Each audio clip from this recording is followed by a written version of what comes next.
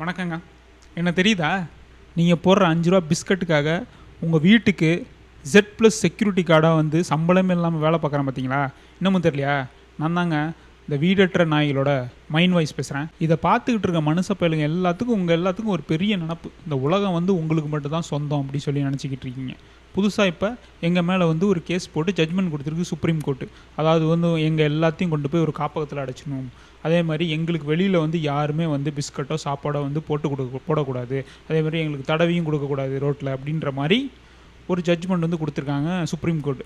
எத்தனையோ வழக்கு இருக்குது, பாலியல் வன்கொடுமை வழக்கெல்லாம் இருக்குது. அதெல்லாம் விட்டுட்டு புதுசாக எங்கள் மேலே ஏன் ஆர்வம் காட்டுறாங்க, எங்கள் மேலே எதுக்கு அக்கறை அப்படின்ற மாதிரி எங்களுக்கு தெரியல.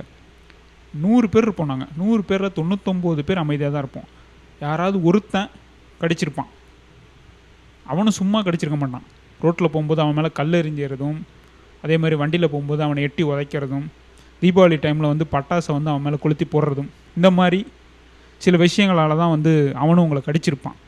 அதே மாதிரி நீங்களும் தான் 100 மக்கள் இருக்கீங்க, 100 பேர் இருக்கீங்க. 100 பேரில் 99 பேர் பார்த்திங்கன்னா எங்கள் மேலே கல்லை விட்டு தான் அடிக்கிறீங்க. யாராவது ஒரு ஆள் தான் வந்து எங்களுக்கு பிஸ்கட் போடுறதோ தடவி கொடுக்குறதோ வேலையை பண்ணுறாங்க.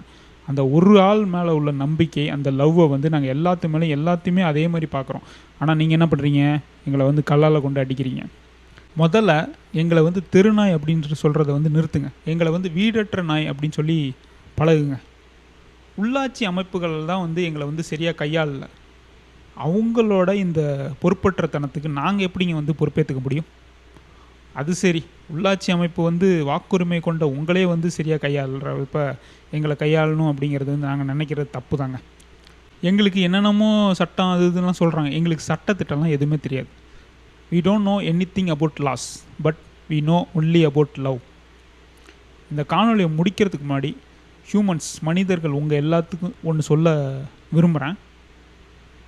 Universe is not only for humans but also for animals. Thank you.